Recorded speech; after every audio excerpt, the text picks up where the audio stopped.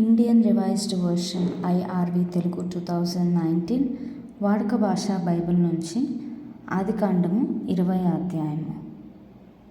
అబ్రహాము అక్కడి నుండి బయలుదేరి దక్షిణ దేశానికి తరలి వెళ్ళాడు.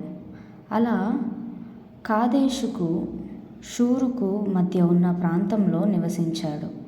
కొంతకాలం గెరారులో పరదేశిగా ఉన్నాడు. అక్కడ అబ్రహాము తన భార్య శారాను గూర్చి ఈమె నా చెల్లి అని చెప్పాడు. కాబట్టి గెరారు రాజైన అబీమెలెకు శారా కోసం తన మనుషులను పంపించాడు. వాళ్ళు శారాను అబీమెలెకు ఇంట్లో చేర్చారు. కానీ దేవుడు రాత్రి కలలో అబీమెలెకు దగ్గరకు కనబడి అతనితో, చూడు, నువ్వు చచ్చినట్టే, ఎందుకంటే నువ్వు నీ ఇంట్లో పెట్టుకున్న స్త్రీ ఒక వ్యక్తి భార్య అని చెప్పాడు. అయితే అబీమెలెకు ఆమె దగ్గరికి వెళ్ళలేదు. కాబట్టి అతడు, ప్రభు, ఇలాంటి నీతిగల జాతిని చంపివేస్తావా? ఈమె నా చెల్లి అని నాతో అతడే చెప్పాడు కదా. ఆమె కూడా అతడు నా అన్న అన్నది కదా. నేను నా చేతులతో ఏ దోషము చేయలేదు, నిజాయితీగానే ఈ పని చేశాను అన్నాడు. అందుకు దేవుడు అతనికి కలలో కనబడి, అవును, నువ్వు యథార్థ హృదయంతోనే దీన్ని చేశావని నాకు తెలుసు. నువ్వు నాకు విరోధంగా పాపం చేయకుండా నిన్ను అడ్డుకున్నాను. అందుకే నేను నిన్ను ఆమెకు తాకడానికి అనుమతించలేదు. కాబట్టి ఆ వ్యక్తి భార్యను తిరిగి అతనికి అప్పగించు, ఎందుకంటే అతడు ప్రవక్త.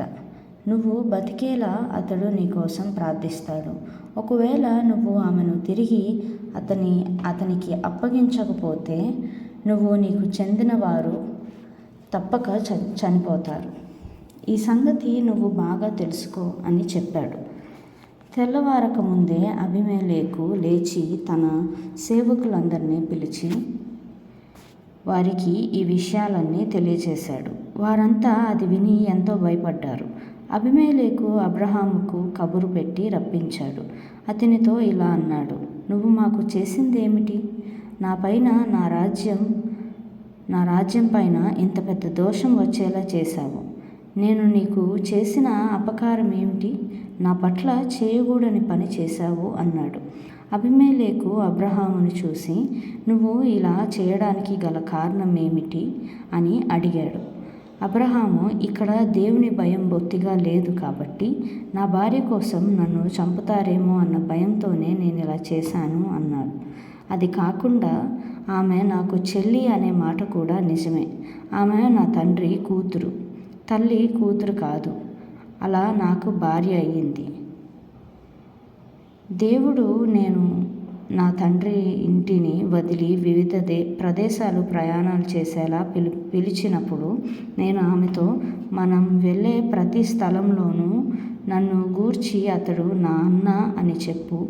నా కోసం నువ్వు చేయగలిగిన ఉపకారం ఇదే అని చెప్పాను అన్నాడు. అబీమెలెకు గొర్రెలను, ఎద్దులను, దాసులను, దాసీలను రప్పించి అబ్రహాముకు ఇచ్చాడు. తర్వాత అతని భార్య అయిన శారాను అతనికి అప్పగించజేశాడు. తర్వాత అబీమెలెకు, చూడు, నా దేశం అంతా నీ ఎదుట ఉంది.